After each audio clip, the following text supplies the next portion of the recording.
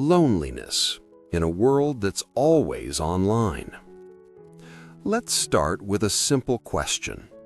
Why do we feel lonely? I mean, you have a phone, you have internet, you can talk to people 24/7, and yet you feel alone. Strange, right? The weird part is that this feeling doesn't come suddenly. It builds up, slowly, layer by layer, until one day you realize you're talking, replying, laughing, but not actually connecting. In the past, humans were lonely in caves. Today, we're lonely in group chats. The difference? The cave was honest. The group chat isn't. This feeling isn't drama. It's not weakness, and it's definitely not overthinking. It's a real psychological experience with roots deep inside human nature. So if you feel it, you're not broken. You're human. Loneliness is not the same as being alone. Let's clear something up. Loneliness doesn't mean sitting alone. Some people sit alone and feel peaceful. Others sit among people and feel empty. Being alone is physical. Loneliness is emotional.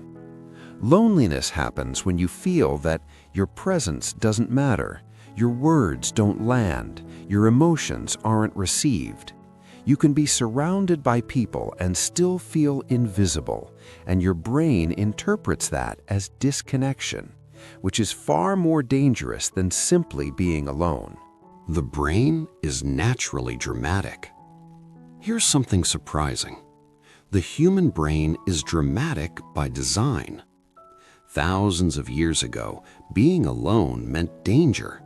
So the brain learned something important. Belonging equals safety. When you feel lonely, your brain activates the same regions responsible for physical pain. Yes, actual pain. To your brain, being emotionally abandoned feels similar to being physically hurt. That's why loneliness hurts. Over time, chronic loneliness raises stress hormones, weakens the immune system, disrupts sleep and focus. Your nervous system enters survival mode, not because you're weak, but because your brain thinks you're unsafe. Social media, loneliness in HD. Technology was supposed to bring us closer.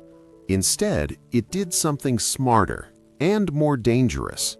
It made communication faster and connection shallower. You scroll through happy faces, successful lives, perfect moments, and your brain does what it always does. It compares, even if you don't want it to. So now you're not just lonely, you feel behind. Behind in life, behind in success, behind in happiness. This creates a new kind of loneliness, the loneliness of comparison. And it's worse than isolation because it makes you doubt yourself, not the world. Loneliness is not weakness. It's a signal. Let's say this clearly. Loneliness is not a character flaw. It doesn't mean you failed socially. It's a signal. Just like hunger, just like thirst. Its purpose is not to punish you, but to inform you. Yet instead of listening, we silence it with endless scrolling, with noise, with distractions, until the feeling fades. But it doesn't disappear. It just waits. Loneliness is not weakness. It's a signal. Let's say this clearly. Loneliness is not a character flaw. It doesn't mean you failed socially. It's a signal, just like hunger, just like thirst. Its purpose is not to punish you, but to inform you. The most dangerous kind of loneliness. The most dangerous loneliness is not being alone. It's feeling misunderstood. When you feel like, if I speak, no one will get it. So you stop talking. You pretend you're fine. You play a role. You minimize your emotions. Over time, you lose connection not only with others, but with yourself. This loneliness doesn't show, but it consumes you from the inside. Yet instead of listening, we silence it with endless scrolling, with noise, with distractions, until the feeling fades. But it doesn't disappear. It just waits. So, what do we do? The solution is not more people, not more plans, not more noise. The solution is depth. One real connection. One space where you can be honest, where you don't perform, where you don't filter yourself. Real connection doesn't require charisma. It requires courage. The courage to say, I'm not okay. Loneliness is not something to be ashamed of. It's not a personal failure. It's not a flaw in your personality. And it's not proof that you're doing life wrong. Loneliness is feedback. It's your nervous system saying something meaningful is missing. Not entertainment, not stimulation, not constant noise. Connection. Real connection. The kind where you don't have to perform, where you don't have to be impressive, where you don't have to be okay all the time. And here's the uncomfortable truth. You can be surrounded by people and still feel deeply alone if no one really sees you. At the same time, you can have one honest connection and feel grounded, safe, and whole. Loneliness doesn't disappear when your life gets busier. It doesn't fade when you scroll more, and it doesn't heal when you pretend you're fine. It fades when you're understood. So maybe the goal isn't to escape loneliness. Maybe the goal is to listen to it, to ask, what is it trying to protect me from? What is it asking me to build? Because loneliness isn't here to hurt you. It's here to guide you back to yourself and back to others.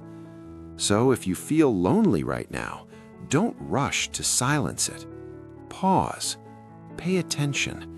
And instead of asking, how do I get rid of this feeling? Ask something braver.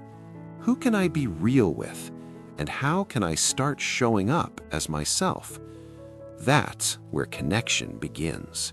And maybe loneliness isn't something we're supposed to eliminate.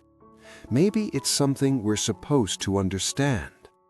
Because every time loneliness shows up, it's pointing to the same truth. You don't need more people. You don't need more noise. You don't need to become someone else. You need presence, real presence, the kind where time slows down, where silence doesn't feel awkward, where you don't have to explain every part of yourself. Loneliness appears when we abandon that presence, when we replace it with speed, distraction, and performance, and the more we run from it, the louder it becomes. But when we stop, when we listen, when we allow ourselves to feel instead of escape, loneliness changes. It stops being a threat and starts becoming a guide, a reminder that we're wired for connection, that we're not meant to experience life alone, even if we're capable of surviving that way. So if loneliness is sitting with you right now, don't label it as an enemy. Ask it what it wants you to notice.